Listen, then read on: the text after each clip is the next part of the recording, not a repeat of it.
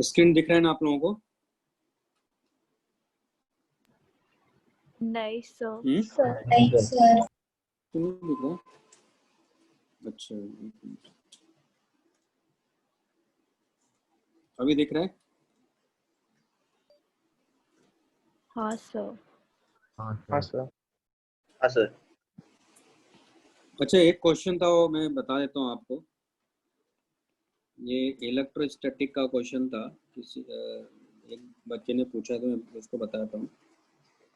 बस तो पहले भी किया हुआ है। ये रिंग है, मान लो एक सर्कल है, ऐसे समझ सकते हो, और ये इसका एक्सिस है और एक चार्ज यहाँ क्यू रखा हुआ है। इसकी डिस्टेंस x है और इसकी जो रेडियस है वो r है। तो यहाँ से क्या होगा, ऐसे लाइंस होगी, ऐसे लाइंस इसको क्रॉस करके जा रही होगी। तो मैं बताना है कि इससे पास होने वाला फ्लक्स क्या होगा, है ना। तो इसका डेरिवेशन वैसे मैंने बताया था, मैं अभी यहाँ फॉर्मूला यूज़ करूँगा इसमें। तो यहाँ से इससे पास होने वाली लाइंस के बारे में बात हुआ था सारे। तो हमने देखा था कि इसकी एक्सट्रीम लाइन है मान लो, और ये एक्सिस है, यहाँ एंगल क्या था, थीटा था, और यहाँ भी एक्सट्रीम लाइन है मान लो, ना, और ये एंगल थीटा है। से पास होने वाला जो फ्लक्स है इस रिंग से, हम बोली कुछ नहीं वो सर। कितना था, phi equal to Q by 2 epsilon naught 1 minus cos theta. यहाँ कॉस थीटा की वैल्यू क्या है, x by root R square plus x square, है ना। तो ये फॉर्मूला है जो याद रखना है, यानी इस रिंग से कितना फ्लक्स पास हो रहा है उससे रिलेटेड ये फॉर्मूला है। यहाँ कॉस थीटा की वैल्यू ये होगी, है ना, क्योंकि ये x है, यहाँ ये क्या है, x है। ओके, तो क्वेश्चन एक ये लिया था मैंने कि मान लो एक सिलेंडर है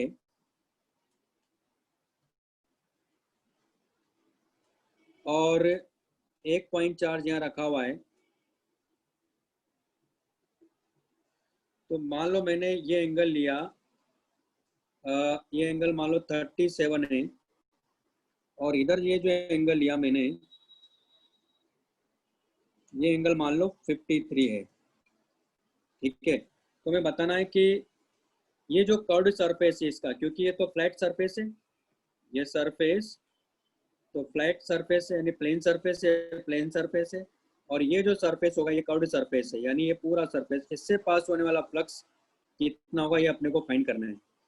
तो पूरे सिलेंडर से जो फ्लक्स पास होगा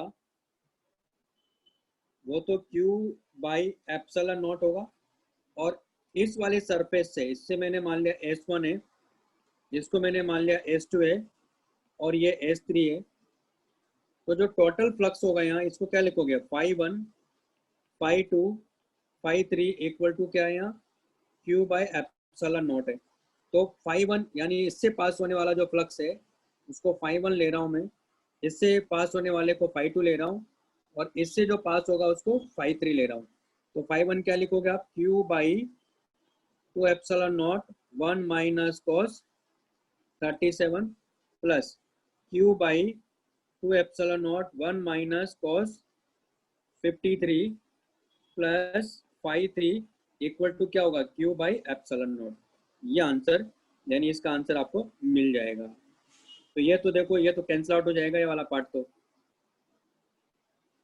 अल्टीमेटली कितना मिलेगा, देखो φ3, क्योंकि ये कैंसिल आउट हो जाएगा, ये मिला के क्या हो जाएगा इसके इक्वल, यानी अल्टीमेटली क्या मिलेगा आपको, Q by 2 epsilon not cos 37 plus Q by 2 epsilon not cos 53। Solve कर लो, ये आंसर आएगा। इस तरह से क्वेश्चन था। ओके,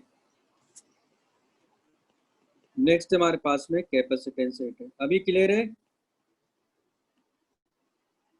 हाँ सर।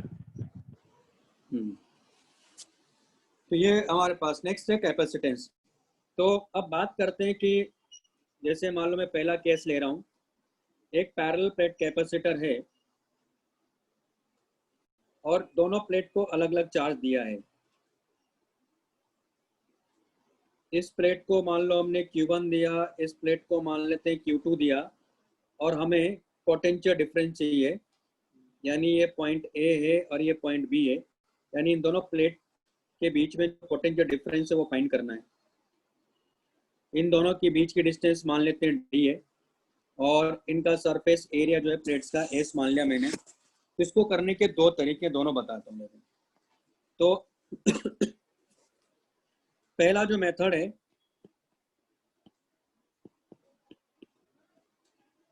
वो ये है कि हम चार्जेस का पहले डिस्ट्रीब्यूशन कर लेते हैं। तो हमें ये तो आता है कि चार्जेस का डिस्ट्रीब्यूशन जब करेंगे तो क्या मिलेगा, Q1 plus Q2 divide by 2, यानी Q1 plus Q2 divide by 2 इस सरफेस पे चला जाएगा, इस पर भी उतना ही चला जाएगा। Q1 plus Q2 divide by 2, इस पर टोटल चार्ज कितना है, इस प्लेट पर Q1 है। इसका मतलब अंदर की साइड यहाँ चार्ज कितना रह जाएगा, यहाँ चार्ज रह जाएगा Q1 माइनस Q2 बाई 2, क्योंकि दोनों का ऐड करो, आप इसको और इसको ऐड करो, Q1 आ जाएगा। इसका मतलब यहाँ कितना आ जाएगा, फिर यहाँ जाएगा Q1 minus Q2 divide by 2, ये माइनस हो गया। ओके, तो आप देख रहे हो कि इसका कंट्रीब्यूशन और इसका कंट्रीब्यूशन अंदर की साइड क्या है, यहाँ जीरो है, क्योंकि इसकी वजह से इस पॉइंट पे जाओगे तो इलेक्ट्रिक फील्ड किधर मिलेगा, इधर, इसकी वजह से, और उसकी वजह से भी इधर मिलेगा, दोनों का कैंसिल आउट हो जाएगा इलेक्ट्रिक फील्ड। तो ultimately Q1 minus Q2 by 2 और minus Q1 minus Q2 by 2 का कंट्रीब्यूशन होगा। तो इन दोनों की वजह से अंदर इलेक्ट्रिक फील्ड क्या मिलेगा वो निकाल सकता हूं मैं। तो अंदर इलेक्ट्रिक फील्ड जो मिलेगा Q, अच्छा मैंने ये मान लिया कि Q1 माइनस Q2 बाई 2 को Q ले लेते हैं, ज़्यादा अच्छा रहेगा। तो दोनों का क्या होगा, इलेक्ट्रिक फील्ड इसकी वजह से क्या होगा, इधर की तरफ होगा, इस नेगेटिव की वजह से भी इधर ही होगा, यानी आ जाएगा दरअसल Q by S by 2 epsilon not, Q by S by 2 epsilon not, यानी अल्टीमेटली क्या हो गया, Q by epsilon not S. और ये अपने को मालूम ही है, तो कितना ही है, Q1 minus Q2 by 2 epsilon not S. और ये कॉन्सेप्ट हमें मालूम ही है कि dV इक्वल टू क्या होता है, minus E vector dot dr, यानी इलेक्ट्रिक फील्ड इस डायरेक्शन में। तो अगर ये x इक्वल टू 0 और x इक्वल टू d है, तो माइनस E इंटू dx कर लेंगे, बाकी सब जीरो हो जाएगा, क्योंकि E vector along the x axis है। तो 0 टू d, और ये क्या हो जाएगा हमारे पास में, VA टू VB, तो ये हो गया VB minus VA equal to minus E into D, क्योंकि dx का x हो जाएगा, लिमिट लगाएंगे तो ये आ जाएगा। ये हो गया VA minus VB equal to E की वैल्यू कितना है, तो Q1 minus Q2 by 2 epsilon naught S into D, ये पोटेंशियल डिफरेंस होगा इन दोनों प्लेट के बीच में, है ना। तो हमें यहाँ क्या फाइंड करना था, find the electric potential difference between the plates. तो एक मेथड तो ये हो गया, ठीक है, क्लियर है भाई सबको ये वाला। हाँ सर। हाँ, अब दूसरा मेथड क्या है, देखो आपको याद होगा इलेक्ट्रोस्टैटिक्स, मैंने आपको ये कॉन्सेप्ट पढ़ाया था कि अगर इसको हमने Q चार्ज दिया तो चार्ज का डिस्ट्रीब्यूशन होगा, मान लो Q/2, या ऐसा भी था कि नॉन कंडक्टिंग है मान लो, तो एक साइड पर प्लस Q1 है मान लो, दूसरे पर Q2 है। तो मैंने ये बताया था कि इलेक्ट्रिक फील्ड जब बात करेंगे तो नेट इलेक्ट्रिक फील्ड क्या आया था, Q/2 एप्सिलॉन नॉट आया था, अगर आपको ये मालूम हो तो, है ना। भले इस पे चार्ज इधर Q1 है और इधर चार्ज Q2 है, तो Q की वैल्यू क्या आती है, मान लो Q1 प्लस Q2, तो ये लिख सकते हैं हम लोग, Q/2 एप्सिलॉन नॉट होगा नेट इलेक्ट्रिक फील्ड, ये था। तो यहाँ भी ऐसा ही करूंगा, मतलब ये होगा। सर, हाँ बोलो। सर ये नॉन कंडक्टिंग के लिए था ना। हाँ नॉन कंडक्टिंग लेता है, लेकिन कंडक्टर के केस में क्या हो जाएगा, ये तो चलो मैंने लिखा है, तो नॉन कंडक्टर है। लेकिन अगर कंडक्टर है तो उस केस में चार्ज का डिस्ट्रीब्यूशन क्या, तो दोनों साइड में सेम होगा, यानी यहाँ Q/2 जाएगा, यहाँ भी Q/2 जाएगा, क्यों जाएगा? क्योंकि कंडक्टर के अंदर इलेक्ट्रिक फील्ड 0 होना चाहिए, यहाँ 0 होना चाहिए कंडक्टर के अंदर इलेक्ट्रिक फील्ड, तो Q/2 तो उस केस में भी Q/2 एप्सिलॉन नॉट होगा, इनटू S भी तो है। अगर इसका सरफेस एरिया S है तो तब भी ये आ जाएगा। ये बात समझ में आई? हाँ सर। है ना? अब इस केस में क्या क्या इसने 2 प्लेट दिया अपने को, और एक को चार्ज क्या दे रहा है? Q1 दे रहा है, यानी एक को Q1 दे रहा है, एक को Q2 दे रहा है। मैंने मान लिया कि Q1 जो है वो Q2 से ज्यादा है, मैंने ऐसे एज्यूम कर लिया, वो क्योंकि वहां ऊपर भी ये किया हुआ था, देखो ना, तभी तो इधर आया। एक तरह से क्या था यहाँ, Q1 ग्रेटर देन Q2 था, क्योंकि अगर Q2 ग्रेटर देन Q1 हो तो नेगेटिव आ जाएगा, यानी VB माइनस VA हो जाएगा फिर वो। तो यहाँ इलेक्ट्रिक फील्ड देखेंगे तो इसकी वजह से इलेक्ट्रिक फील्ड क्या होगा? E1, किसकी वजह से? इस प्लेट की वजह से, और इस प्लेट की वजह से किधर होगा? इधर होगा E2, और ये D है हमारे पास में, ये A पॉइंट है, ये B पॉइंट है, तो नेट इलेक्ट्रिक फील्ड इधर क्या हो जाएगा? E equal to E1 minus E2, यानी क्या लिखोगे? Q1/2S epsilon naught minus Q2/2S epsilon naught, ये E आ गया। और हमें सीधा कॉन्सेप्ट लगा देते हैं कि पोटेंशियल डिफरेंस यानी VA minus VB equal to क्या लिखेंगे? E into D। हमें ये चाहिए था, E की वैल्यू क्या हो गई यहाँ? Q1 minus Q2 into D divided by 2 epsilon naught S, यही आंसर है, वही तो ऊपर आ रहा था। ठीक है ना? मेरे ख्याल से बात समझ में आ गई होगी। तो इस तरह का अगर कोई भी क्वेश्चन आएगा तो हम लोग कर लेंगे। सर आप एक बार फर्स्ट मेथड का वो डायग्राम दिखा सकते हैं? क्या हुआ? सर वो फर्स्ट मेथड दिखा सकते हैं वापस ऊपर? हाँ हाँ हाँ,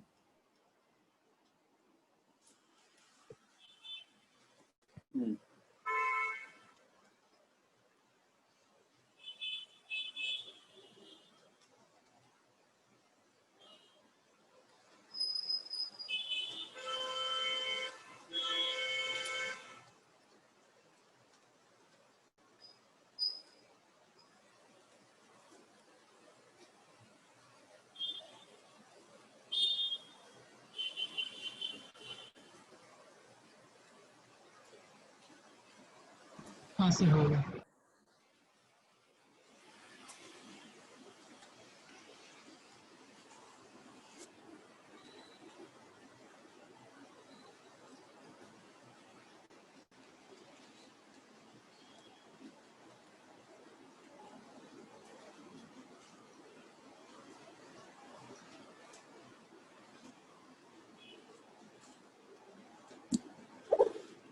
मैं क्वेश्चन करवाता हूँ यार।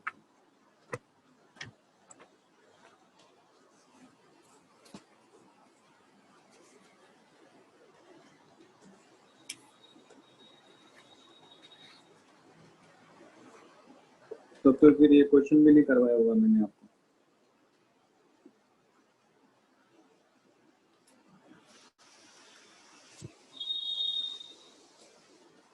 एक एग्जांपल है,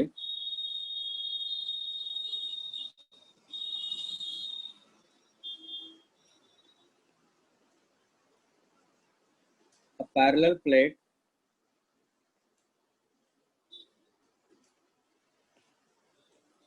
capacitor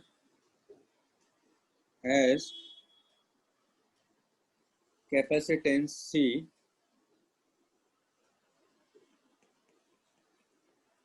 if the charges of the plates are Q and minus 3Q. Find the पहला point, charges at the inner surfaces of the plates, charges at the inner surfaces of the plates. Second, potential difference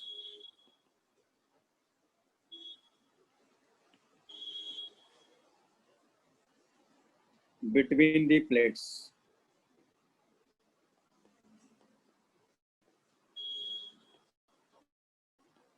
Third, charge flown if the plates are connected. Charge flown if the plates are connected. Fourth, energy lost by the capacitor. Energy lost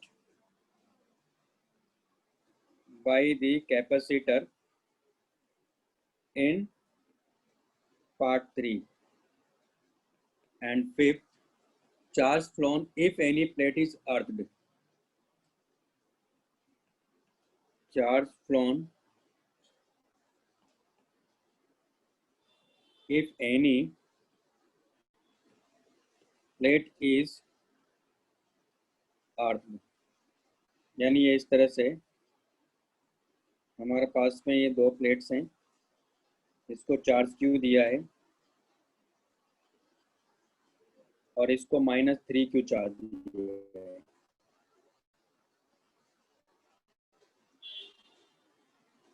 okay, और इन दोनों plate के बीच की distance भी अपने को दिया है। दोनों कंडक्टिंग प्लेट्स हैं, दोनों कंडक्टिंग प्लेट्स है, दरअसल ध्यान रखना है, इसमें लिखा नहीं लेकिन ये कंडक्टिंग प्लेट्स है।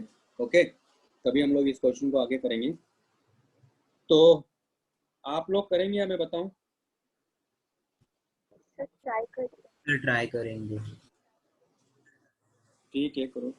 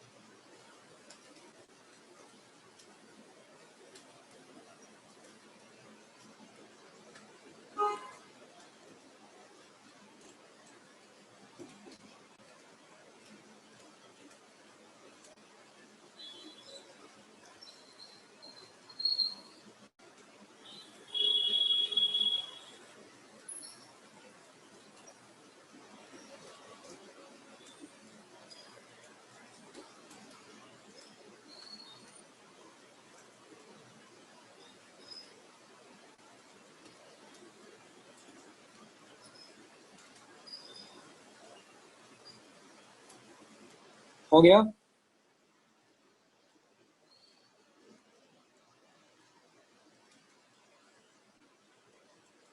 मेरी आवाज आ रही क्या?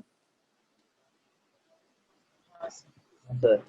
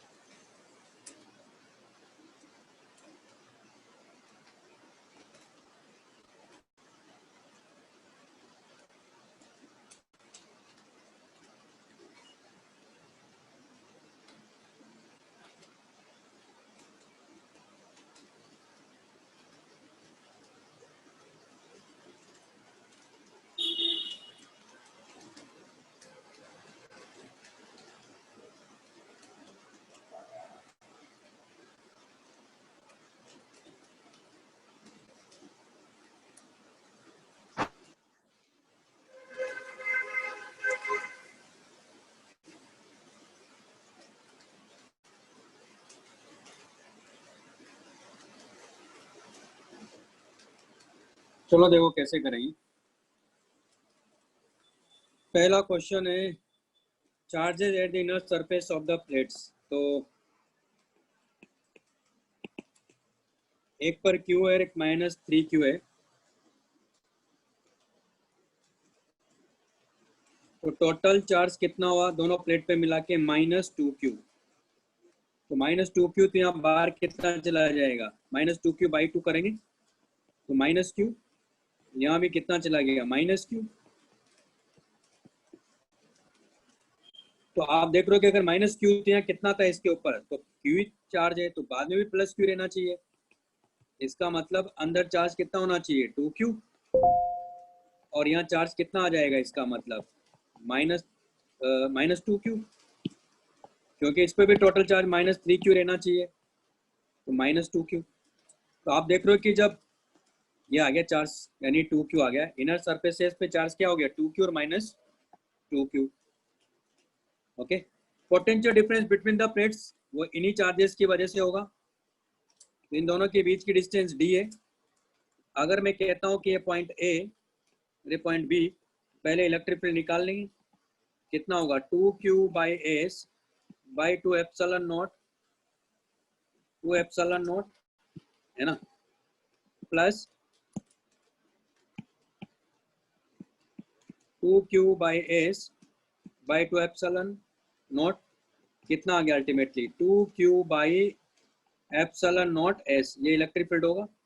तो पोटेंशियल डिफरेंस डायरेक्ट लिख सकते हो आप, VA - VB इक्वल टू क्या हो गया? E × D, यानी 2Q/एप्सिलॉन नॉट S × D।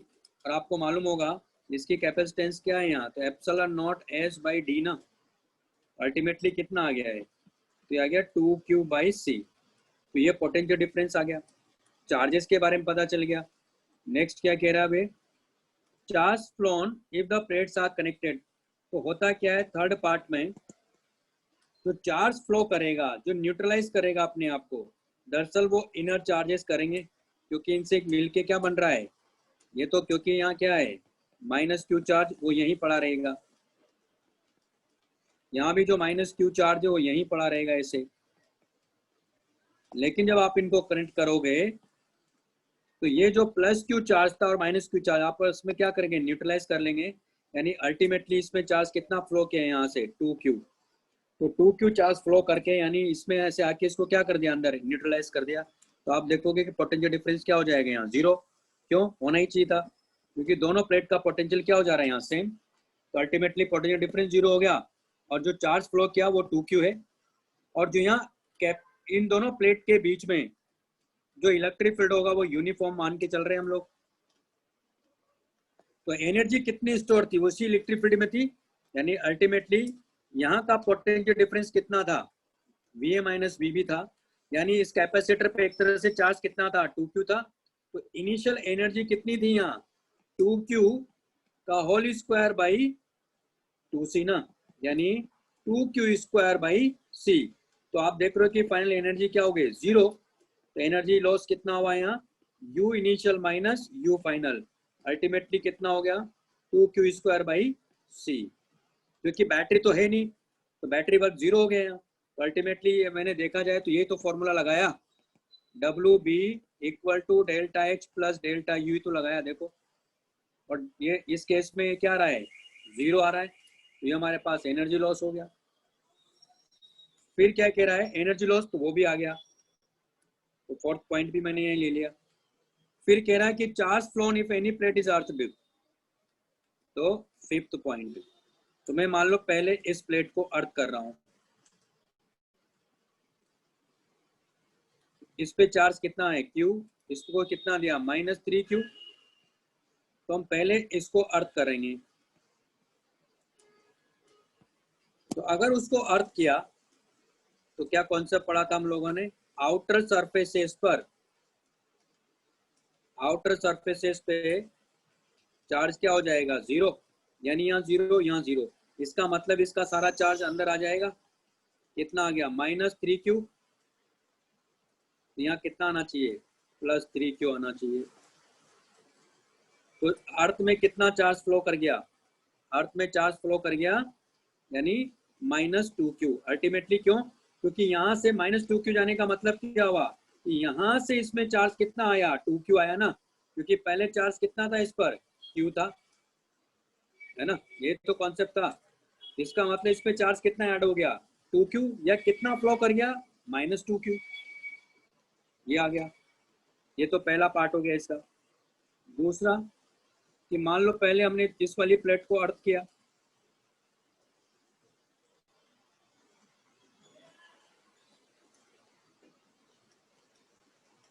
तो आप देख रहे हो कि इस पे 0 है ना, इसको अर्थ कर दिया हमने, इस पर बाहर वाले सरफेस पे 0, लेकिन इस पे चार्ज कितना था +Q, तो सारा अंदर आ जाएगा। इसका मतलब यहाँ चार्ज कितना होना चाहिए -Q।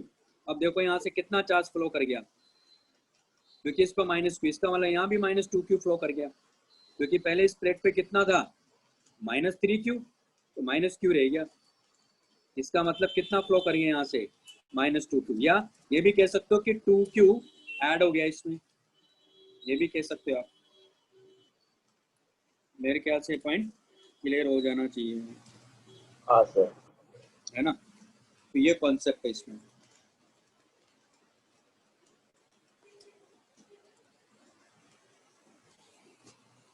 सर एक बार वो ऊपर वाला पार्ट दिखाइए गया था, एनर्जी वाला। एनर्जी वाला ना, हाँ सर, क्योंकि ये जो चार्जेस है ना, ये क्योंकि इनसे मिलके कैपेसिटर बन रहा +2Q और -2Q से, ये एनर्जी क्या होगी, यानी चार्ज एक दूसरे को नेट क्या करेंगे, नलीफाई कर लेंगे जैसे ही हम लोग इस वायर को कनेक्ट करेंगे। ओके, तो वो सारा चार्ज न्यूट्रलाइज हो जाएगा। तो अल्टीमेटली चार्ज कितना फ्लो किया 2Q, यानी जो इलेक्ट्रिक फील्ड में जो एनर्जी स्टोर थी पहले वो ये थी, और फाइनली क्या हो जाएगी 0। तो इतना लॉस हो गया। और ये जो आउटर सरफेसेस पे जो चार्ज है वो वहीं के वहीं रहेंगे, वो क्यों, क्योंकि एक दूसरे को क्या कर रहे हैं, रिपेल कर रहे हैं, तो वो न्यूट्रलाइज नहीं करेंगे एक दूसरे को। ठीक है, हाँ सर समझा। सर डाउट है। हाँ पूछो। सर फिफ्थ के ए पार्ट में जो मतलब जो प्लेट हम लोग ने अर्थ किया है उस पे ऑलरेडी 3Q का चार्ज था ना, और ऑलरेडी पहले वाले पे Q था ना। हाँ मतलब Q था और उसके बाद 3Q डेवलप हुआ, तो टोटल अर्थ में फ्लो होने वाला चार्ज तो 4Q क्यों नहीं हुआ ना? नहीं नहीं, आप देखो ना, यहाँ से देखो भाई, क्यू था ना, हाँ सर क्यू चार्ज था, अभी कितना आ गया इस पर, 2Q 3Q आ गया ना, मतलब 2Q ऐड हुआ ना इसमें, इसका हाँ मतलब -2Q गया होगा, तभी तो उसको 2Q ऐड करना मानेंगे हम लोग। हाँ सर समझा समझ में आ रहा है ना? हाँ सर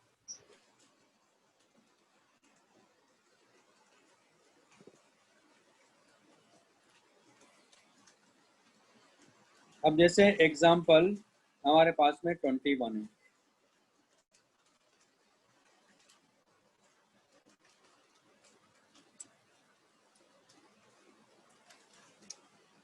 अब एग्जाम्पल 21 में क्या हो रहा है, मैंने चार्जिंग और डिस्चार्जिंग आपको पढ़ा रखा है। इस क्वेश्चन में क्या क्या इसने, इस क्वेश्चन में क्या हो रहा है कि पहले से ये चार्ज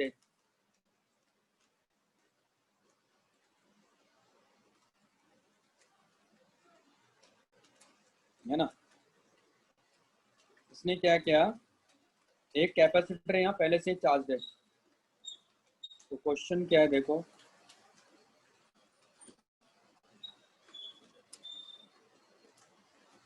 ट्वेंटी वन क्वेश्चन पे जाइए आप, एग्जाम्पल 21 पर।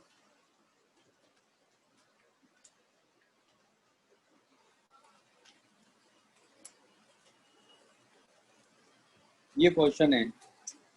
अब इसने क्या किया, एक अभी तक हमने जो किया था उस पर क्या था कि कैपेसिटर क्या था, अनचार्ज था, है ना। इसने क्या किया, दो कैपेसिटर रखे, एक चार्ज है और एक अनचार्ज है। अब पूछ रहा है कि इन पर चार्जेस बताओ किसी टाइम टी पर क्या होगा, यानी क्वेश्चन ये दिया इसने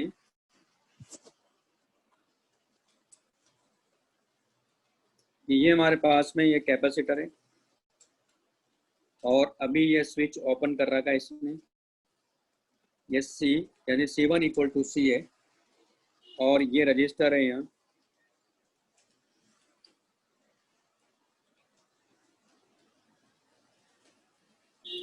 और इस पर ये सॉरी ये माइनस दिया इसने, ये माइनस है,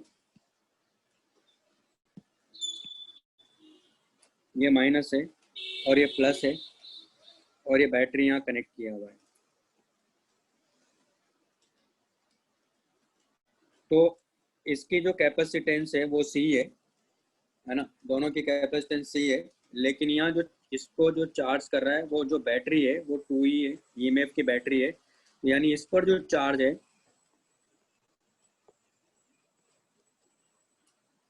तो मैंने मान लिया कि ये Q0 चार्ज है, यहाँ Q0 है, तो अल्टीमेटली Q0 क्या हो गया, Q0/C = 2E होगा।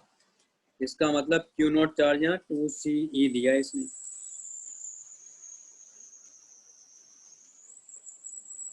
Q0 = क्या है यहाँ, 2CE है, और ये अनचार्ज है। तो ये कह रहा है कि स्विच को क्लोज किया है t = 0 पर। हमारी क्या बात हुई थी कि कैपेसिटर में जब भी हम कोई चेंज करते हैं तो इमीडिएटली वो चेंज एक्सेप्ट नहीं करता है, यानी अगर जैसे मैं स्विच ऑन करूंगा, मतलब स्विच क्लोज करूंगा, इसका मतलब हुआ कि जो C1 कैपेसिटर है उस पर चार्ज अगर 0 है तो t = 0 पर 0 ही रहेगा, और C2 पर जो चार्ज माइनस मतलब Q0 है, माइनस नहीं Q0 है, तो वो Q0 ही बना रहेगा एट t = 0 पर। उसके बाद धीरे धीरे भले वो चार्ज होगा तो जो भी होगा चेंजेस आएंगे उसमें, है ना। तो eight t = 0 switch SW is closed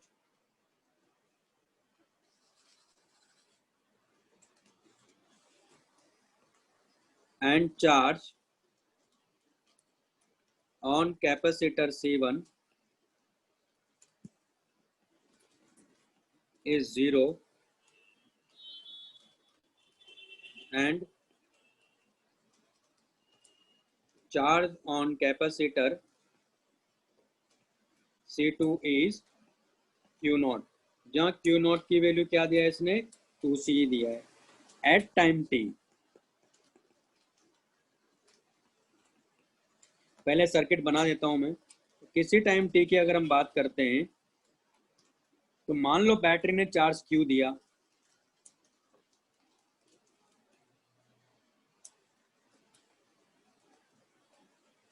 तो यहाँ एक मिनट, यहाँ चार्ज क्या था, माइनस क्यू नॉट है।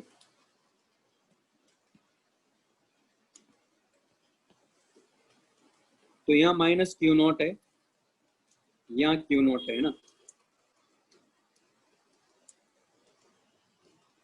तो बैटरी ने यहाँ क्यू चार्ज दिया, ये प्लस है, ये माइनस है, और ये तो वापस क्यू ही आना चाहिए। इसका मतलब यहाँ होगा क्यू, यहाँ होगा माइनस क्यू, ये C1 इक्वल टू सी है। और यहाँ मान लेते हैं कि ये रेजिस्टेंस आर है, तो यहाँ जो करंट फ्लो कर रहा होगा वो आई करंट होगा। तो यहाँ क्यू क्या कर रहा है, ऐड होगा ना इसमें। अगर उसमें, तो इसका मतलब इसको क्या लिख सकते हैं, minus Q naught minus Q. तो फिर यहाँ क्या हो जाएगा, यहाँ हम लोग क्या लिखेंगे वो, क्योंकि यहाँ हो जाएगा क्यू नॉट माइनस क्यू। ये बात समझ पहले, क्यों, क्योंकि यहाँ से क्यू चार्ज गया ना, इससे क्यू चार्ज गया, तो एक तरह से यहाँ से चार्ज क्या हो जाएगा, माइनस क्यू रह जाएगा ना इसके ऊपर। क्लियर है। और यहाँ आप देख रहे हो कि क्यू को हम बढ़ता हुआ मान रहे हैं। हमेशा मैंने पहले भी बोला है, स्मॉल क्यू को हमेशा इंक्रीज करता हुआ मानेंगे। अगर इंक्रीज करता हुआ मानेंगे तो आई क्या लेंगे, उसके करस्पॉन्डिंग लिखेंगे, लेकिन plus D Q by D T लेना है। इस लूप को कंप्लीट कर लेते हैं, केवीएल अप्लाई करेंगे, क्या हो जाएगा यहाँ, minus E plus Q by C minus Q naught minus Q by C plus, ये बीच में भूल गया मैं, ये भी लिखना होगा ना, I R B equal to 0। ये इक्वेशन समझ में आई कैसे लिखा मैंने यहाँ से हाँ स्टार्ट सर। किया था और यहाँ का लिखा, और ये यहाँ का भी लिखा मैंने, लेकिन वो इसके बाद लिखा। तो कोई दिक्कत नहीं, इसमें क्या फर्क पड़ गया, है ना। ऐसा करेंगे तो क्या हो जाएगा, minus E plus Q by C minus Q naught by C plus Q by C plus I R equal to 0। और मैं यहाँ लिख लेता हूँ इसको, आई आर इक्वल टू, ये सबको उधर ले जा रहे हैं तो क्या मिलेगा, E minus Q naught by C, ये भी प्लस हो जाएगा, minus 2q by C. Q naught की वैल्यू मुझे पता है, यानी क्यू नॉट बाई सी की वैल्यू क्या है यहाँ, 2e, ये रख देंगे। तो क्यू नॉट बाई सी हमारे पास कितना आ गया है, e plus 2e minus 2q by C, यानी I R equal to 3EC minus 2q by C, या ये हो जाएगा R D Q by D T. तो D Q divided by 3EC minus 2q equal to D T by R C. इसको indicate कर देंगे, इसको 0 से t के ले, इसको 0 से q के ले, क्योंकि स्मॉल q तो इनिशियल में 0 ही था। इसका इंटीग्रेशन क्या होता है, minus 1/2 ln 3CE minus 2q limit 0 to q, और ये क्या होगा, t बाई आर सी। माइनस को इधर ले लेते हैं और लिमिट लगाएंगे यहाँ, तो 3CE minus 2q divided by 3CE equal to minus 2t by R C, यानी 3CE minus 2q 3CE e to power minus 2t by R C. तो पहले q निकाल लेते हैं, इसको उधर ले जाएंगे, यानी अल्टीमेटली q इक्वल टू आ गया 3CE by 2 1 minus e to power minus 2t by R C, यानी जो कैपेसिटर C1 है उस पर चार्ज तो ये आ जाएगा।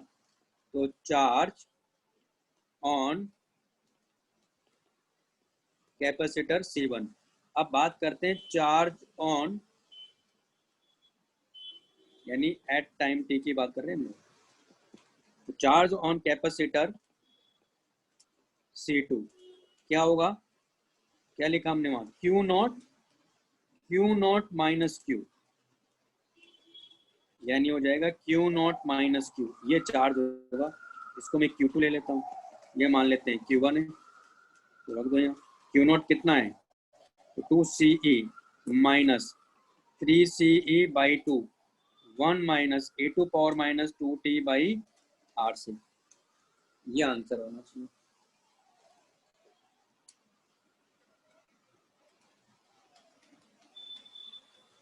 इसका ग्राफ भी प्लॉट करके दिखाता हूँ मैं आपको।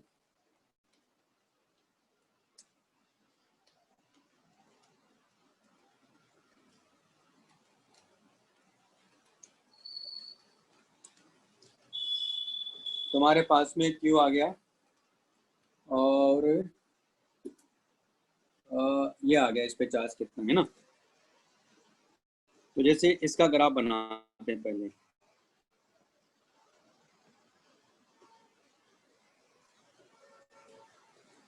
तो Q1 और T के बीच में ग्राफ कैसे मिलेगा।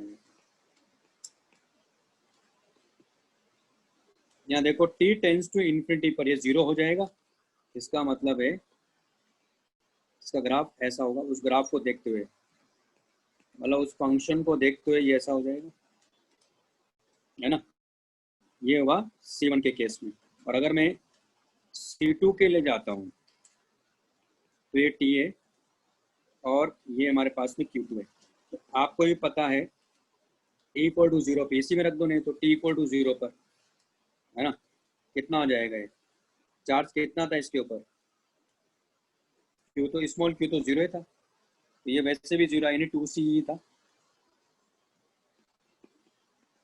लेकिन T टेंस टू इन्फिनिटी पे देखो ये 0 हो जाएगा, ये 0 हो जाएगा तो 2CE माइनस 3/2 CE, तो कितना हो गया CE/2, यानी आ जाएगा CE/2, यानी क्या करेगा इसे डिक्रीज करता जाएगा, तो 2CE से CE/2 पर चला गया, ये ग्राफ आ गया इसका, है ना।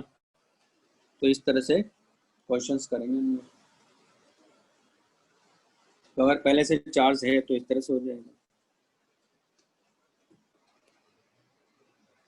मैंने आपको वो कॉन्सेप्ट तो पढ़ा था ना कि अगर कई सारी बैटरीज है, कई सारे रेजिस्टर्स है, एक कैपेसिटर है, तो उस पर चार्ज कैसे निकालेंगे, कैसे वो चार्ज होगा किसी टाइम टी पर। हाँ सर। है ना।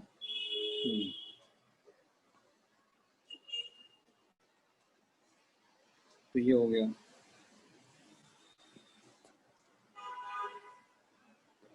वो क्या क्या करवा देता है मैंने वाला। एक मिनट।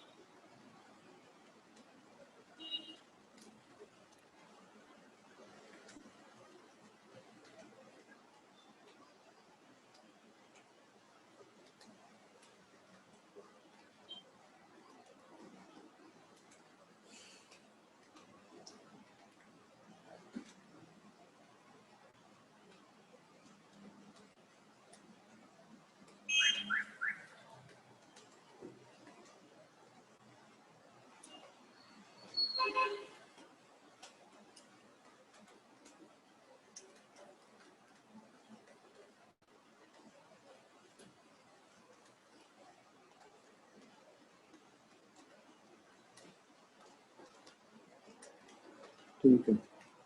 अब जैसे एक क्वेश्चन है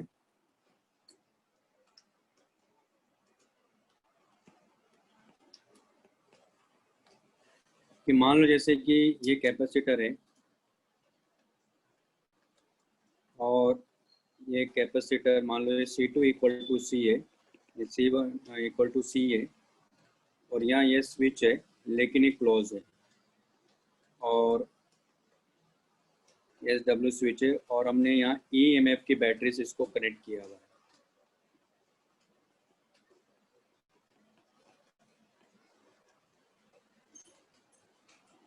तो find the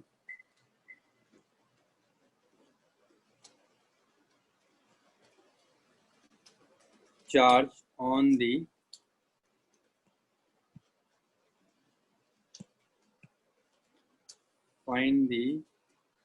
charge on the capacitors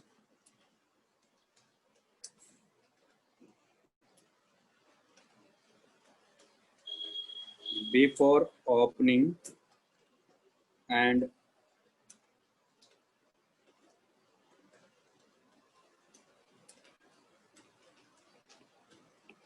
after opening the switch SW। करिए तो इस क्वेश्चन को।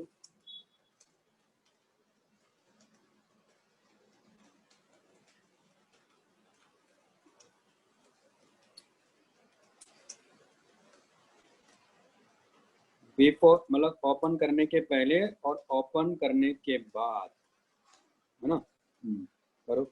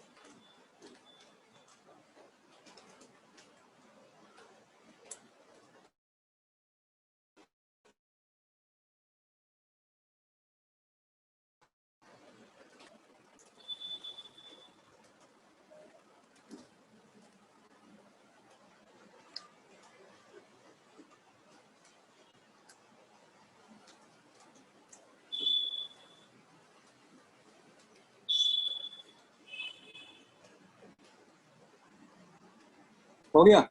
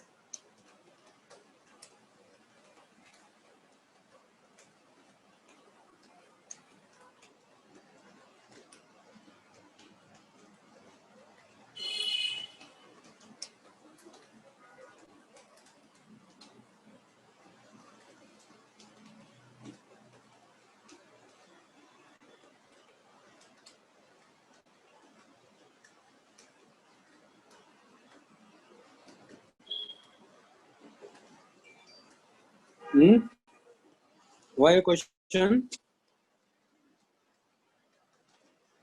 हाँ सर। क्या क्या आ रहा आंसर? जब ये क्लोज है तब क्या था?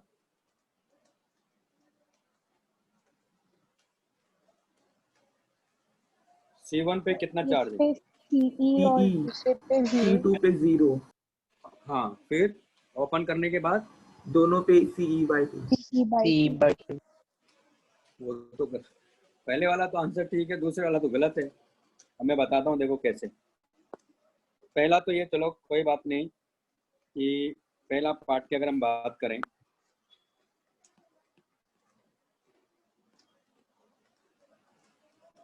होगा क्या यहाँ देखो, जैसे स्विच तो क्लोज ही है, यहाँ ओपन करने की भी जरूरत ही नहीं है। तो स्टडी स्टेट पर ये कंडीशन हमारे पास में इमीडिएटली वैसे तो आया है, क्योंकि रेजिस्टेंस नहीं है।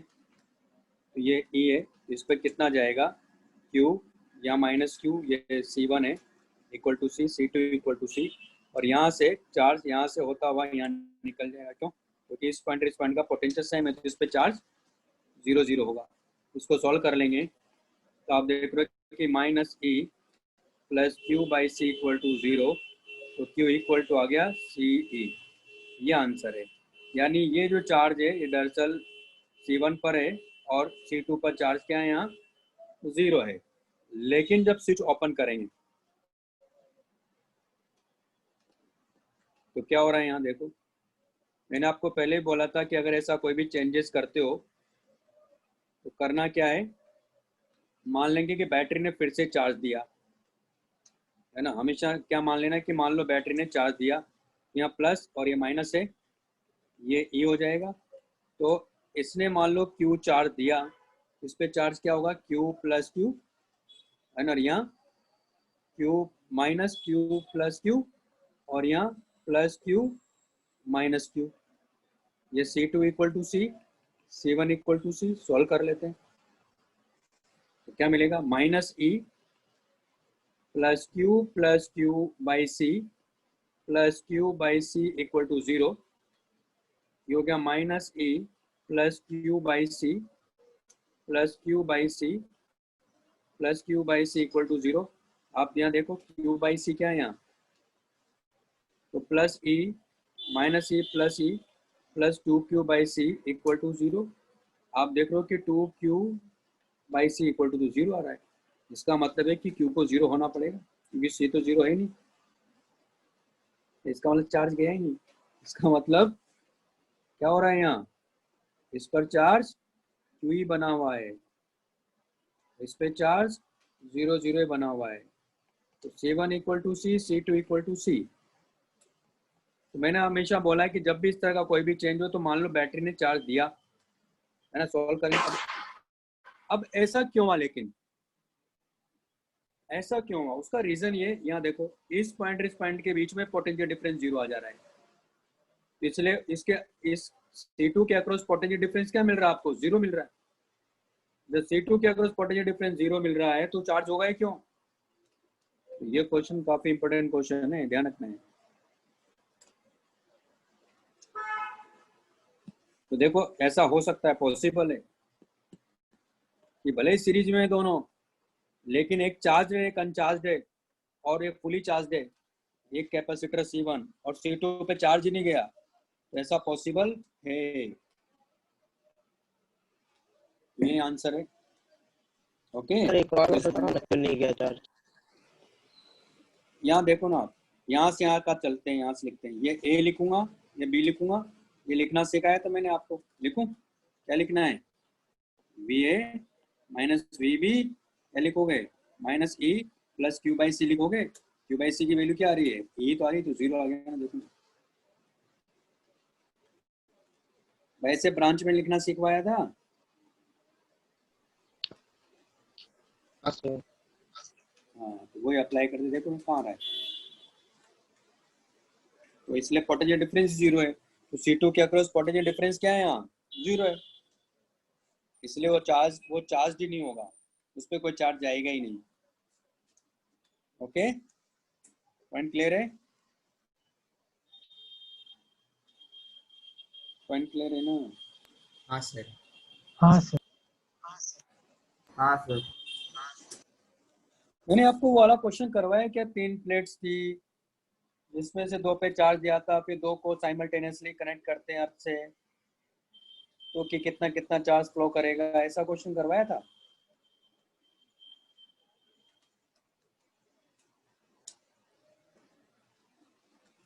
पता नहीं, किसी को कुछ पता ही नहीं क्या? हाँ हाँ सर करवाया था ना। हाँ सर। चलो नेक्स्ट है डिस्चार्जिंग ऑफ अ कैपेसिटर।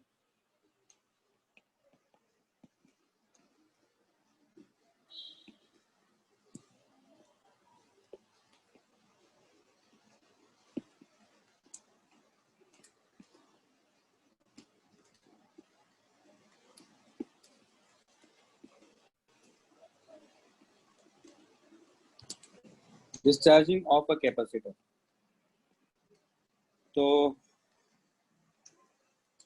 ये कॉन्सेप्ट तो नहीं पढ़ाया ना मैंने आप लोगों को? सर पढ़ा है। सर पढ़ाया है। पढ़ा देने लास्ट क्लास ठीक। पढ़ा है।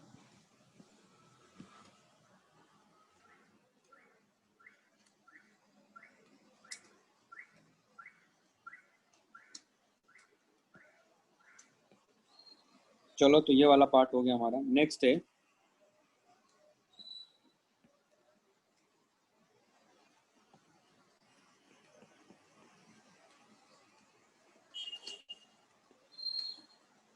force on a dielectric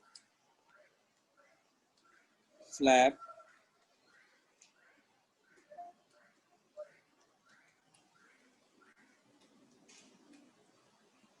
when it is inserted into the parallel plate capacitor. इसमें हम लोग 2 केस देखेंगे। एक केस जिसमें वोल्टेज कांस्टेंट है यानी बैटरी कनेक्टेड है, और दूसरा कॉन्सेप्ट है कि हमने इसको पहले चार्ज कर दिया फिर डिस्कनेक्ट कर दिया, यानी चार्ज कांस्टेंट है।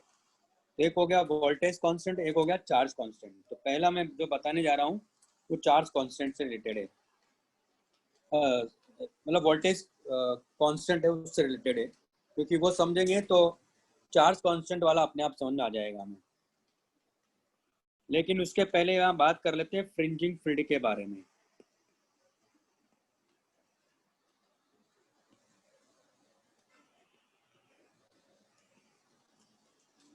तो फ्रिंजिंग फील्ड क्या होता है? दरअसल ये होता है कि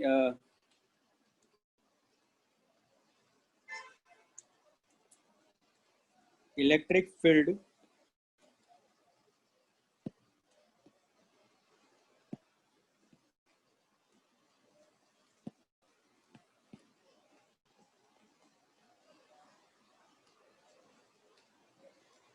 non uniform electric field near the edges of capacitor. जब मैं आपको पैरेलल प्लेट कैपेसिटर पढ़ा रहा था तो मैंने वहाँ क्या कहा था कि एजेस पर जो इफेक्ट है, यानी एज इफेक्ट को क्या लेना है, नेग्लिजिबल मानना है। मतलब हमने माना था कि वहाँ भी इलेक्ट्रिक फील्ड क्या है, यूनिफॉर्म है, लेकिन एक्चुअल में ऐसा होता नहीं है। वो तो हमारा अजम्पशन था, क्योंकि जब यहाँ इन्होंने स्लैब इंसर्ट कराया पैरेलल प्लेट कैपेसिटर में तो देखा कि उस पर फोर्स लग रहा है। तो अगर फोर्स लग रहा है तो अगर मान लो वो प्लेट्स के परपेंडिकुलर अगर इलेक्ट्रिक फील्ड होता, यूनिफॉर्म होता, तो स्लैब पे फोर्स लगता ही क्यों? ठीक है। तो यहाँ एक्चुअल में होता क्या है, मान लो ये पैरेलल प्लेट कैपेसिटर है,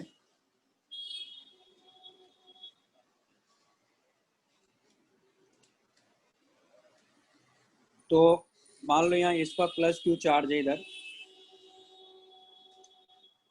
और यहाँ माइनस क्यू चार्ज है। या बैटरी से मान लो कनेक्ट कर दिया, यहाँ माइनस क्यू चार्ज है, यहाँ प्लस क्यू चार्ज है, ये प्लस और ये माइनस और ये भी है। तो यहाँ इलेक्ट्रिक फील्ड हमने क्या माना, यूनिफॉर्म है ऐसे, लेकिन एक्चुअल में ऐसा नहीं होता है। जैसे जैसे आप एजेस पे जाओगे इलेक्ट्रिक फील्ड क्या आता है, ऐसे नॉन यूनिफॉर्म हो जाता है। तो ये जो फील्ड है नॉन यूनिफॉर्म, इसी को बोलते हैं हम लोग फ्रिंजिंग फील्ड।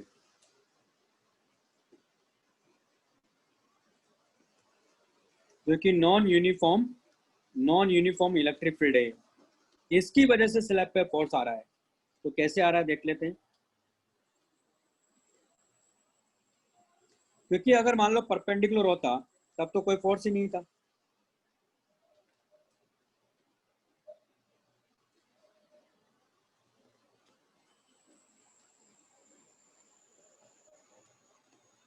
तो यहाँ मान लो हमने स्लैब अगर इसके पास लेकर आए, मान लो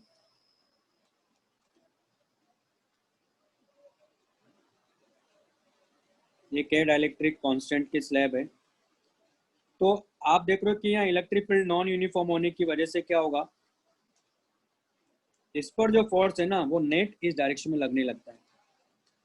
क्योंकि अगर मान लो परपेंडिकुलर होता तो कोई फोर्स ही नहीं होता, लेकिन इसकी वजह से क्या होगा, यहाँ इंड्यूस चार्ज डेवलप हो जाते हैं और इंड्यूस चार्जेस पर क्या होता है, ऐसे फोर्स लगने लगता है।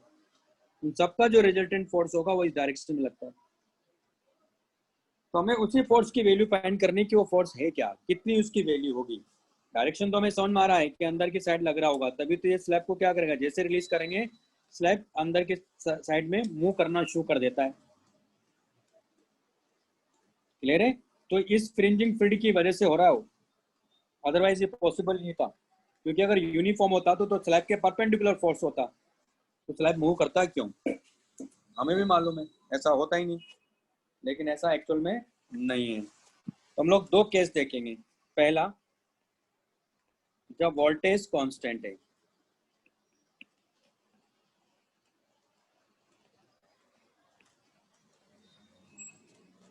तो मान लो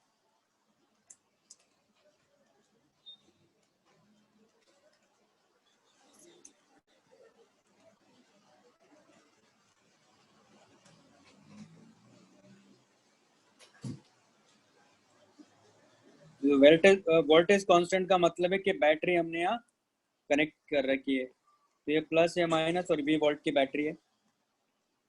यहाँ जो प्लेट्स है उसकी लेंथ मैंने मान लिया कि L है और जो विड्थ है वो B है, और इन दोनों प्लेट के बीच की जो डिस्टेंस वो मैंने मान लिया D है, और सेम डायमेंशन के स्लैब मैं यहाँ ले रहा हूँ। तो मान लो किस इंस्टेंट पर वो यहाँ कहीं है,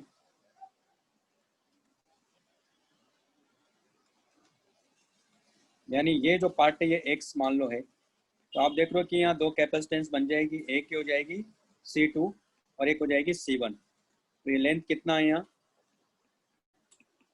L माइनस एक्स।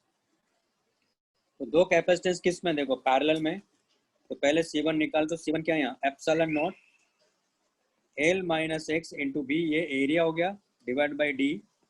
C2 क्या हो जाएगा, epsilon naught into K into L, sorry L नहीं एक्स,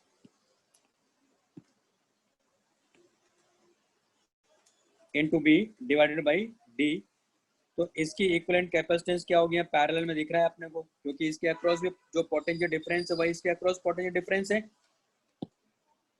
ये मेरे ख्याल से बात समझ में आ रही है। यहाँ का पोटेंशियल डिफरेंस और यहाँ का पोटेंशियल डिफरेंस सेम है, क्योंकि पूरी मेटल की प्लेट है ना, तो यहाँ का पूरी मेटल का पोटेंशियल क्या होगा, सेम। इस पूरी मेटल प्लेट का भी क्या होगा, सेम होगा। Okay,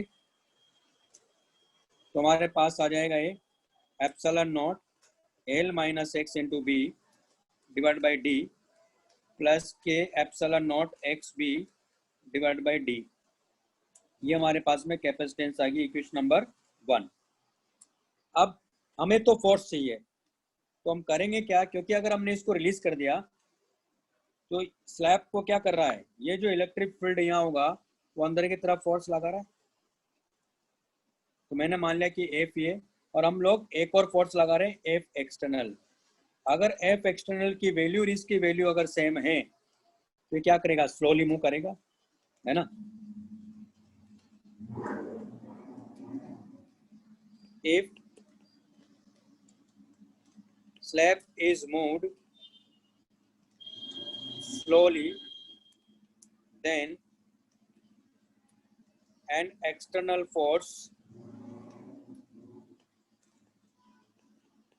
is also applied.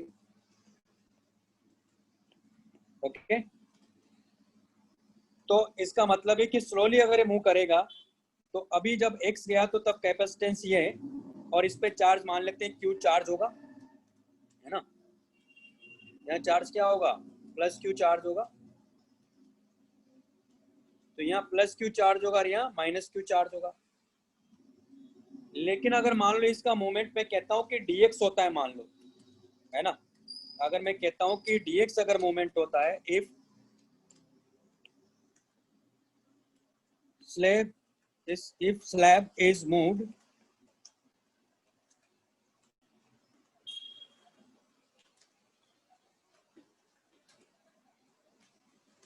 dx inside the capacitor, तो dx अगर इसका मूवमेंट होता है, स्लैब अगर dx मूव करती है तो इसका मतलब क्या हुआ, हम लोग यहाँ अप्लाई करेंगे। तो now applying work energy theorem, यानी W external, work done by external force, work done by battery, work done by electric force equal to change in kinetic energy. Slowly जा रहा तो चेंज इन काइनेटिक एनर्जी 0 हो गई, या W external plus WB equal to, या ये क्या होगा, W को क्या लिखोगे आप, माइनस DU लिखोगे ना, इक्वल टू 0। तो W external plus WB equal to क्या लिखोगे, DU। ओके, अब वर्क डन बाय बैटरी क्या होगा, यहाँ पहले वो भी निकाल लेता हूँ मैं। तो वर्क डन बाय बैटरी होगा, क्योंकि ये dx चला, इसका मतलब हुआ कि इसकी जो कैपेसिटेंस इंक्रीज हुई, पहले C थी मान लो कैपेसिटेंस, यानी x से x प्लस dx गया तो कैपेसिटेंस क्या होगी इसकी, C प्लस DC हो जाएगी ना। तो C प्लस DC हो जाएगी, यानी इसका मतलब DC जब इंक्रीज करेगा तो dq इंटू वी ना, इतना बैटरी क्या करेगी, एक्स्ट्रा चार्ज देगी ना उसको, क्योंकि C से DC जा रहा है, मतलब C से C प्लस DC जा रहा है, तो कैपेसिटेंस DC इंक्रीज हुई। तो जब कैपेसिटेंस इंक्रीज होगी तो हमें मालूम है कैपेसिटेंस क्यों इंक्रीज हो रही, जब भी स्लैब तो हम लोग अंदर की तरफ मतलब मूव करती जाएगी, उसकी कैपेसिटेंस हमेशा इंक्रीज करती है। और आपको मालूम जब वो कंप्लीटली फिल्ड होता है तो k टाइम्स होती है ना। तो इसका मतलब है कि जब x से x प्लस dx लेकर गए, यानी C से C प्लस DC उसकी कैपेसिटेंस हुई, यानी DC बढ़ी, DC इंक्रीज होने का मतलब है कि DQ चार्ज बढ़ा, मतलब DQ चार्ज और दिया बैटरी ने, इसका मतलब बैटरी ने इतना वर्क किया ना। और अपने को ये भी मालूम है कि DQ इक्वल टू क्या हो जाएगा यहाँ, V इंटू DC ना, क्योंकि DC के करस्पॉन्डिंग ही तो DQ आया, तो DQ की वैल्यू क्या लिख सकते हो आप यहाँ, तो ये हो जाएगा V DC इंटू V, तो वर्क डन बाय बैटरी हो गया V स्क्वायर DC, यानी बैटरी ने इतना वर्क किया जब वो उसका डिस्प्लेसमेंट dx होता है, या dx वो इनसाइड मूव करती है, तो ये आ गया। और एनर्जी की बात करेंगे हम लोग, तो आपको ये मालूम है कि इस इंस्टेंट पर इसकी जो एनर्जी होगी U, जब वो x इंसर्ट किया हुआ है, ये एनर्जी होगी हाफ CV स्क्वायर, है ना। तो आप इसको C के रेस्पेक्ट में डिफरेंशिएट करो, क्यों, क्योंकि C वेरिएबल है यहाँ। तो DU by DC equal to क्या होगा, हाफ V स्क्वायर, क्योंकि V तो कांस्टेंट रखा है मैंने यहाँ, तो DU इक्वल टू क्या हो गया, half DC into V square. तो DU की वैल्यू ये आ गई, DU की वैल्यू पता है, वर्क डन बाय बैटरी पता है, तो W एक्सटर्नल बता सकता हूँ मैं, तो रख दो इस वाली इक्वेशन में, इसको भी रखेंगे, इस वैल्यू को भी रखेंगे, तो हमारे पास आ गया W external plus V square DC equal to half DC V square, यानी W एक्सटर्नल इक्वल टू क्या हो गया, minus half DC V square, या इसको आप माइनस DU भी ले सकते हो।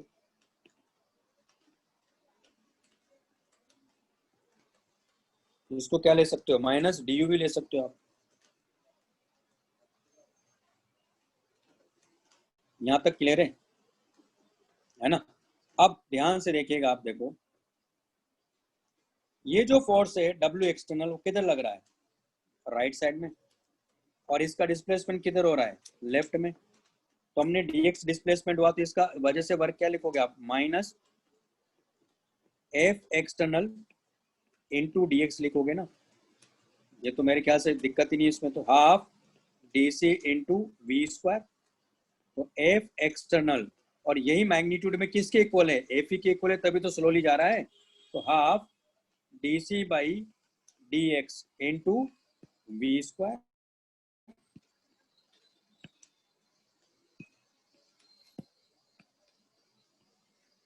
इंटू वी स्क्वायर, और हमें मालूम है सिंस c इक्वल टू क्या था हमारे पास में, या तो इसको यहाँ डिफरेंशिएट कर लो या वहाँ लिख लेता हूँ मैं। तो c इक्वल टू है हमारे पास में epsilon naught L minus x into B by D plus K epsilon naught x D divided by D. इसको x के रेस्पेक्ट में डिफरेंशिएट करेंगे तो क्या मिलेगा? D C by D X equal to minus epsilon naught B by D plus K epsilon naught B by D.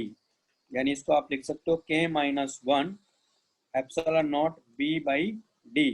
इस value को यहाँ रख दो, तो हमारे पास F एक्सटर्नल या जो इलेक्ट्रिक फोर्स है उसकी वजह से, जो इलेक्ट्रिक फील्ड है उसकी वजह से जो फोर्स आ रहा है वो कितना आ गया? देखो कांस्टेंट आ गया इस केस में। तो k minus 1 epsilon naught B V square by 2d। तो जब बैटरी हमने लगा रखी है तब ये फोर्स हमेशा क्या मिलेगा आपको? कांस्टेंट मिलेगा। ये आंसर है। इतना फोर्स उस स्लैब पे लग रहा है। ये बात समझ में आई? हाँ सर। सर हाँ बोलो। सर DQ कैसे निकाला वो वापस बताइए ना। DQ देखो मैं क्या कह रहा हूँ कि भाई पहले इस पे चार्ज कितना था? Q था। तो ये कैपेसिटेंस है हमारे पास में इसकी, तब चार्ज क्या आता है इस पर? Q था। लेकिन जैसे ये dx अंदर की साइड गया तो इसकी कैपेसिटेंस क्या हो गया? C प्लस DC हो गया ना। यानी DC के करस्पॉन्डिंग DQ बैटरी को देगा ना, क्योंकि कैपेसिटेंस बढ़ गई तो बैटरी क्या करेगा? और चार्ज सप्लाई करेगा। तो किसके करस्पॉन्डिंग? पहले Q था तो अब Q था, तो अब कितना हो जाएगा उस पर? कैपेसिटर पे Q प्लस DQ ना। इसका मतलब DQ बैटरी ने दिया, तो जब DQ बैटरी ने दिया तो बैटरी ने वर्क कितना किया? DQ इंटू वी, है ना। और DQ इक्वल टू क्या लिखोगे? क्योंकि DC के करस्पॉन्डिंग तो DQ है। हाँ सर। आ रही बात सुन में? हाँ सर। ऐसा क्या मैंने, एक मिनट इसको है।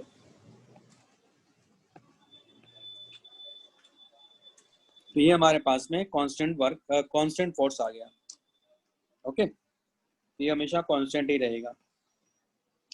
अब अगर मान लो मैं कहता हूं यहाँ कि सेकंड पार्ट,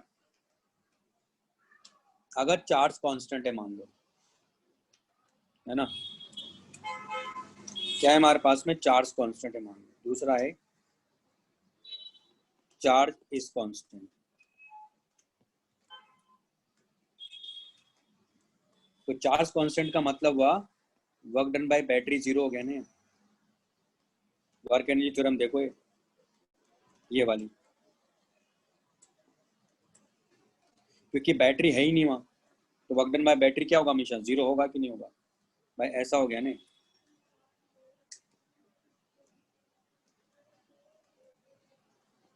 हमने बैटरी नहीं लगा रखी लेकिन इसको चार्ज दिया हुआ है, तो चार्ज तो यहाँ कांस्टेंट हो गया। तो यहाँ प्लस क्यू चार्ज है या माइनस क्यू चार्ज है, और इन दोनों के बीच की डिस्टेंस d है। ये लेंथ l है और विड्थ जो है वो b है। अब स्लैब की हम बात कर रहे हैं।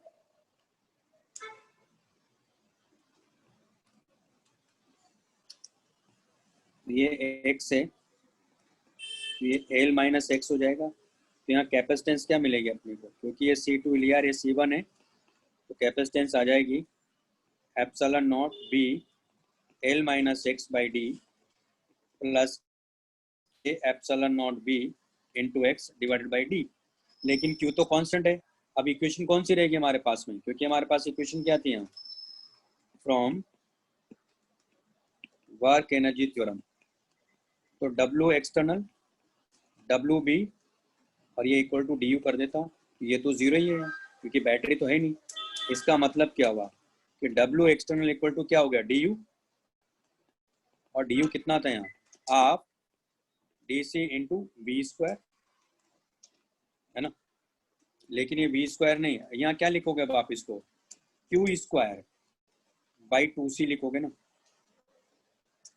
नहीं, एक मिनट, ये तो हमारे पास में है ही, एक मिनट, ये हमारे पास में आ गया। अब यहाँ देखो, इस इंस्टेंट पर अगर मैं बात करूं तो यहीं लिख देता हूं मैं, चलो u इक्वल टू क्या लिखोगे आप, क्यू स्क्वायर बाई 2C लिखोगे ना। लेकिन q तो कांस्टेंट है यहाँ, अगर इसको मैं डिफरेंशिएट करता हूँ तो du बाई dx क्या मिलेगा मुझे, minus Q square by 2C square और dc बाई dx, ये मिलेगा मुझे, है ना। या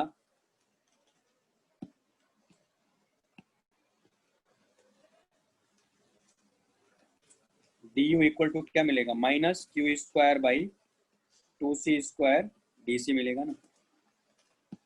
ये बात समझ में आई मैंने क्या कहा है, ये रहेगा हमारे पास। यानी आप ये लिख सकते हो du by DC equal to क्या हो गया, minus Q square by 2C square. आप देख रहे हो कि du बाई DC जो है ये वेरिएबल है हमारे पास में, है ना। तो या ऐसे, एक मिनट, इसको ऐसे भी कर सकते हो, रुको, इसको ये मत लिखो आप, इसको वो ऊपर वाले ठीक है, उस टर्म में रहने देते हैं, है ना।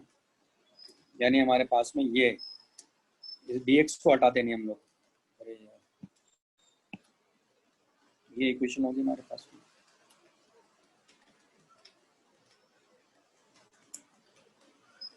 तो यहाँ जो फोर्स इसको लग रहा है वो किधर लग रहा होगा, अंदर की तरफ, लेकिन जो फोर्स हम अप्लाई कर रहे हैं वो तो इधर है ना, बाहर की तरफ। एफ एक्सटर्नल किधर होगा, बाहर की तरफ होगा,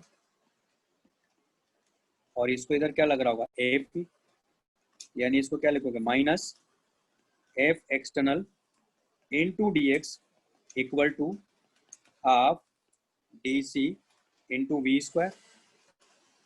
तो minus F external equal to क्या हो जाएगा, D C by D X into half V square, और D C by D X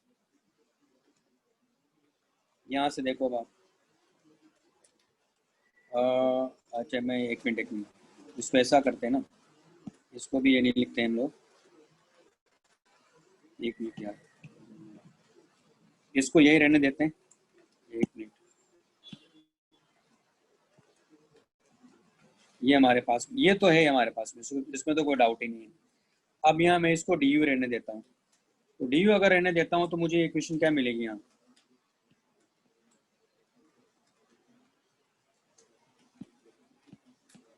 तो ये हो जाएगा minus F external equal to D U by D X ना, है ना। अब D U by D X, तो D U by D X की वैल्यू यहाँ से रखूंगा ना मैं, कितना आ गया है, तो minus Q square by 2C square D C by D X. Okay, ये हमारे पास आ गया, यानी हमारे पास एफ एक्सटर्नल की वैल्यू आ गई Q square by 2C square D C by D X, और ये इक्वल टू क्या हो गया, एफ। अब यहाँ मैं क्या करूँगा, इसको डिफरेंशिएट करूँगा, इस वाली इक्वेशन को।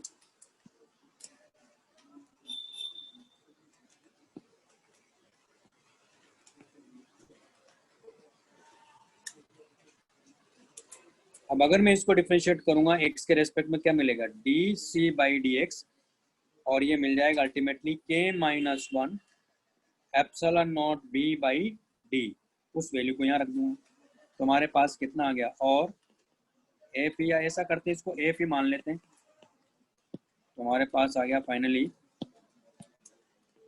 F equal to Q square by 2C square, और ये हो गया epsilon naught K minus 1 into B divided by D, ये वैल्यू मैंने रख दी। तो आप यहाँ ध्यान से देखिए, ये फोर्स क्या है, वेरिएबल फोर्स है।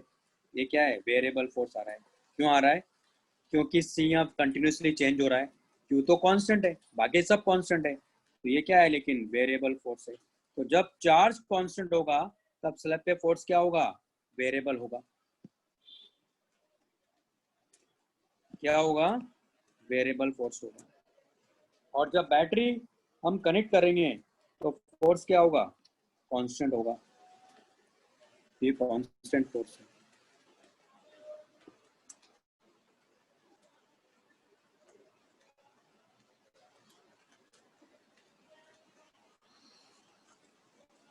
भाई बात समझ में आ गई? इसमें कुछ नहीं किया मैंने, केवल इतना कॉन्सेप्ट लगाया कि वर्क डन बाय जो बैटरी है ना वो जीरो हो जाएगा, बाकी सब वही वर्क एनर्जी थ्योरम जो था, तो नया कोई कॉन्सेप्ट नहीं था। मेरी आवाज आ रही है क्या? हाँ सर। तो ऐसे करना था, कर लोगे, कोई दिक्कत ही नहीं। वर्क एनर्जी थ्योरम हमें आती है ना, उसको अप्लाई करके हम लोग इस तरह से फोर्स फाइंड कर सकते हैं।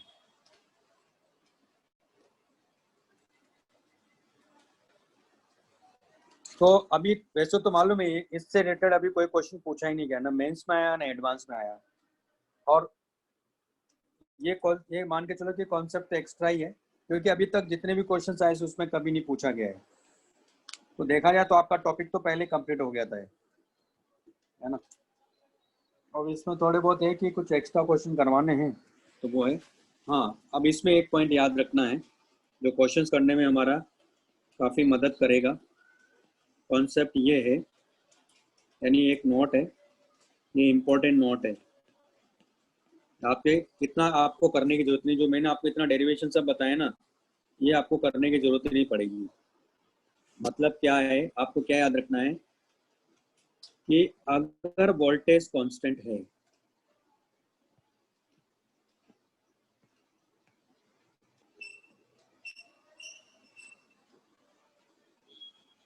तो work done by electric force को लेना है प्लस डी यू, और work done by external force को लेना है माइनस डी यू। और जब Q कांस्टेंट है, क्योंकि अभी क्वेश्चंस करवाऊंगा मैं आपको, तो work done by electric force लेना है माइनस डी यू, और वर्क डन बाय एक्सटर्नल जो एजेंट है, एक्सटर्नल फोर्स है, वो लेना है प्लस डी यू। ठीक है, ये पॉइंट याद रखिएगा।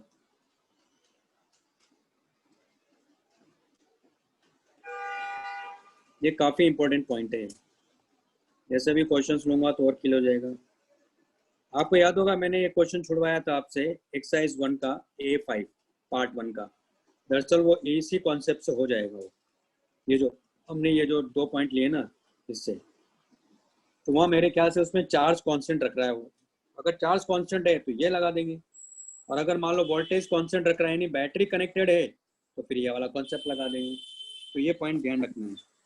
वैसे एक याद रखो, दूसरा अपने आप याद हो जाएगा, क्योंकि उसका अपोजिट है ना दूसरा, है ना।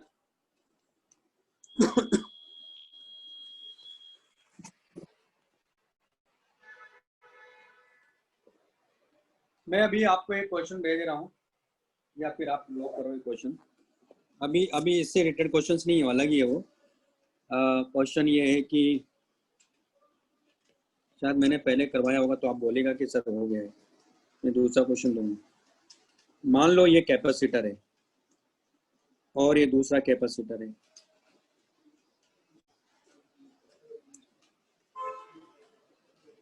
और ये स्लैब एक 2 वेजेस हैं,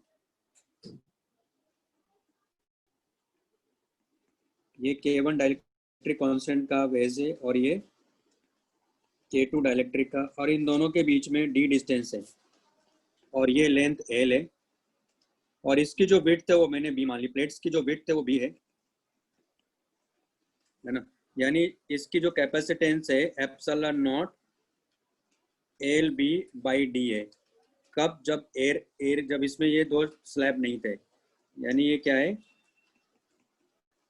एयर पैरेलल प्लेट कैपेसिटर।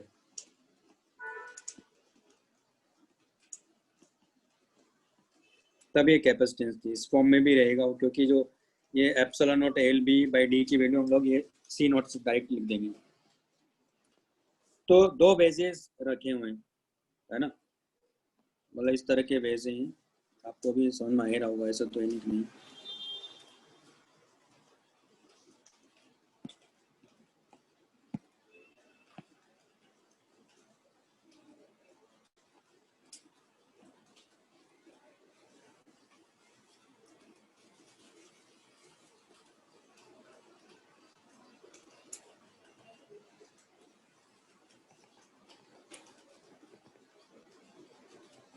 ऐसे बेस हैं, ठीक है, जिसमें ये देखो कि ये जो लेंथ है ना, ये एल लिया मैंने, और ये जो है ये दरअसल बी है।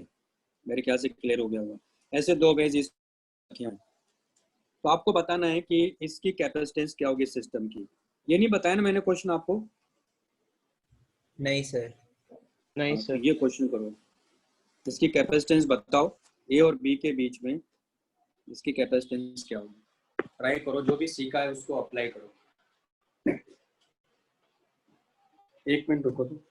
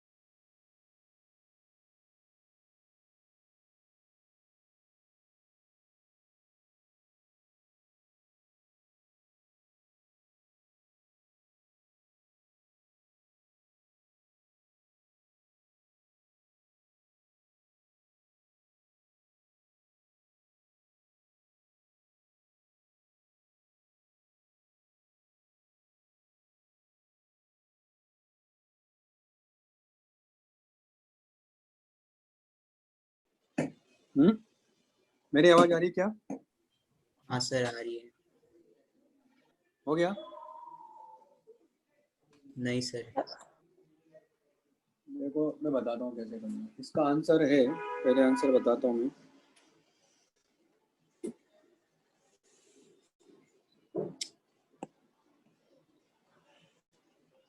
सी नॉट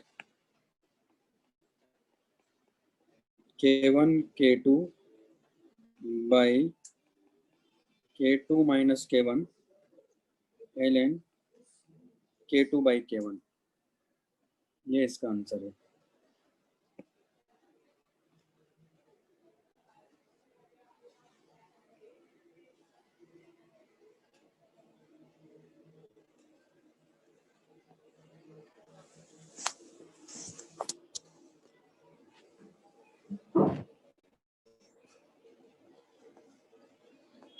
जो कैसे करेंगे,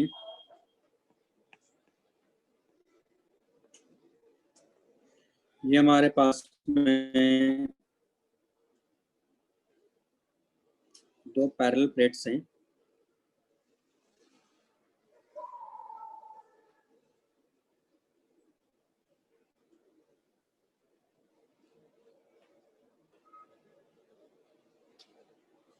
और ये डायलेक्ट्रिक इस तरह से है।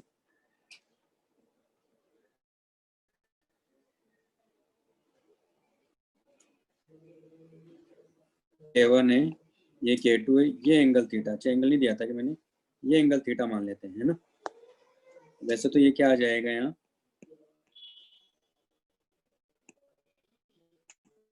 tan थीटा इक्वल टू हमारे पास डी बाई एल। तो मैंने वो थीटा डी बाई एल।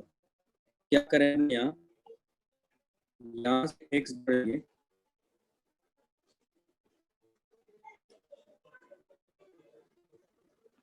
और dx थिकनेस हम लोग यहाँ लेंगे, ठीक है। बस एक कैपेसिटेंस तो ये हो जाएगी, इसको ले लेंगे dc1 और एक कैपेसिटेंस ये वाला पार्ट हो जाएगा, इसको मैं ले लूँ dc2। मैं किसकी बात, यानी हमारे पास में ये डिस्टेंस मैंने मान लिया कि d1 है, तो फिर ये डिस्टेंस क्या होगा यहाँ d2, और d1 plus d2 equal to कितना हमारे पास में d है ना। तो यानी d2 और ये कितना हमारे पास में एक से, तो tan थीटा यहाँ क्या हो जाएगा, tan थीटा इक्वल टू हो जाएगा d2 बाई x ना, यानी d2 आप ले सकते हो x tan थीटा, वहाँ रख देंगे तो d1 क्या मिलेगा अल्टीमेटली d माइनस d2, यानी d2 ही मिल गया और d1 मिल गया अपने को d minus x tan theta. Okay, तो हमारे पास में दो कैपेसिटर है, दोनों क्या है देखो dc1 और dc2 सीरीज में है, तो इसको क्या लिखेंगे 1 by D C equal to 1 by dc1 plus 1 by dc2। तो पहले dc1 निकाल लेते हैं, तो dc1 क्या होगा यहाँ देखो, dc1 होगा k1 epsilon naught dx, k1 epsilon naught dx into b divided by d1 ना, और dc2 क्या होगा k2 epsilon naught dx into b divide by d2। ये समझ में आया पहले तो ये कैसे लिखा, क्योंकि ये लिखना ही इम्पोर्टेंट है, उसके बाद तो हो ही जाएगा। क्योंकि आप देख रहे हो कि एक कैपेसिटर ये बन रहा है ना, उसकी जो लेंथ है उसका एरिया की बात करेंगे तो भाई आप ये देखो कि ये स्ट्रिप ऐसे बनेगी ना उसकी,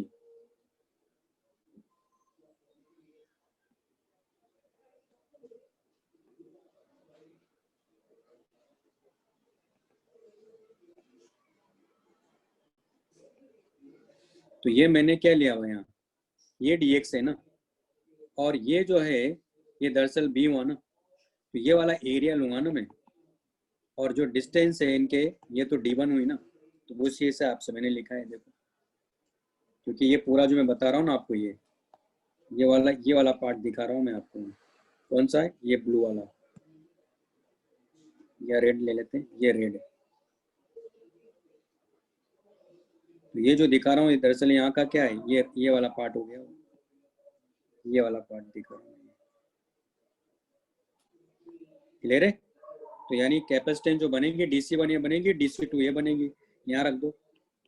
तो 1 by D C equal to, तो ये रहेगा d1 by k1 epsilon naught dx into B plus d2 by k2 epsilon naught dx into B, है ना। तो d1 की वैल्यू क्या है हमारे पास में, यहाँ दे रखा है, d1 क्या लिया हमने, ये है, ये रख दो। तो जाएगा d minus x tan theta divided by k1 epsilon naught dx into B plus ये कितना है x tan theta divide by k2 epsilon naught dx into B, ये 1 बाई डी सी है। यहाँ से क्या करते हैं पहले 1 by epsilon naught D X into B को बाहर ले लेंगे और इसको सिंप्लीफाई करेंगे, यहाँ आ जाएगा k1 k2 और यहाँ क्या जाएगा d minus x tan theta into k2 plus यहाँ जाएगा x tan theta into k1 और ये इक्वल टू क्या हमारे पास में 1 बाई डी सी है, यानी डी सी इक्वल टू आ गया k1 k2 epsilon naught b dx divide by d minus x, एक मिनट,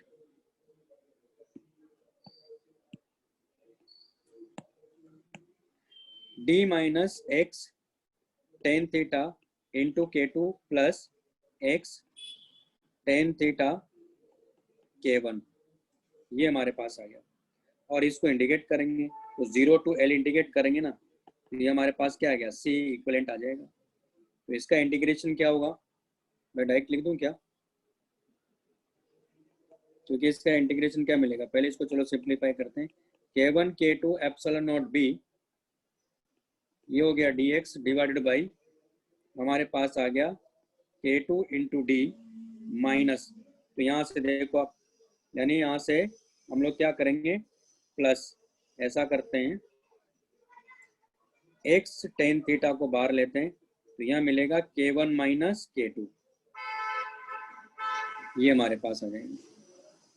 इसको इंडिकेट करोगे तो क्या मिलेगा, देखो k1 k2 epsilon naught b divide by ये मिलेगा अपने को ten theta k1 minus k2 ln, ये तो 0 to ln k2d plus x tan theta k1 minus k2 और लिमिट 0 टू l। तो ये आ गया हमारे पास में k1 k2 epsilon naught b divided by ten theta k1 minus k2 ln, limit लगाएंगे देखो k2d plus l tan theta, है ना, और ये k1 minus k2 divide by यह मिलेगा k2d, ये हमारे पास आ जाएगा। लेकिन हमें क्या मालूम है, टेन थीटा की वैल्यू क्या बता रहा था मैं वहाँ, tan theta equal to D by L, यानी इसका मतलब हुआ L tan theta equal to D है हमारे पास में।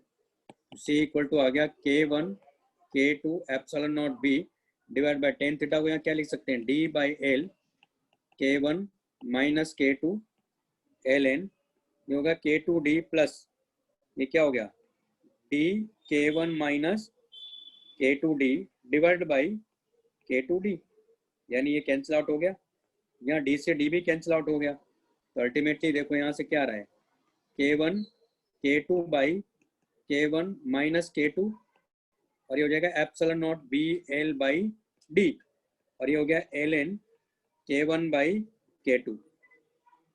तो आप देख रहे हो कि ये वैल्यू क्या है, इसके अंदर c नॉट है, तो c not k1 k2 by k1 minus k2 into ln k1 by k2।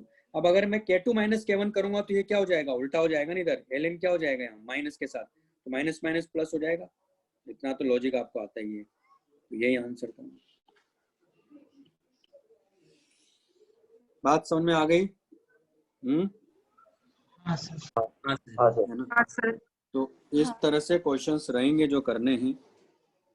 और मैंने आपको संडे को ले सकता हूँ कि आप लोगों की क्लास में एडवांस वाली क्लास, मतलब वो एडवांस वाली क्या एक्सरसाइज 2 डिस्कस करने के लिए चलेगा?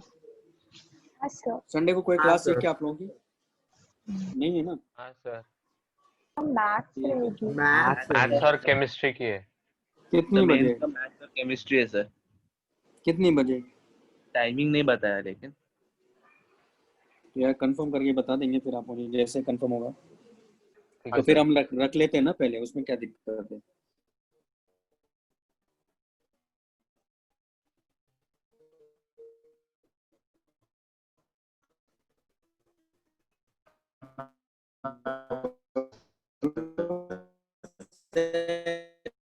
एक और तो मिनट बचा है, पार्ट 1 तो कर लिया ना मैंने। सर, डिस्कस नहीं हुआ।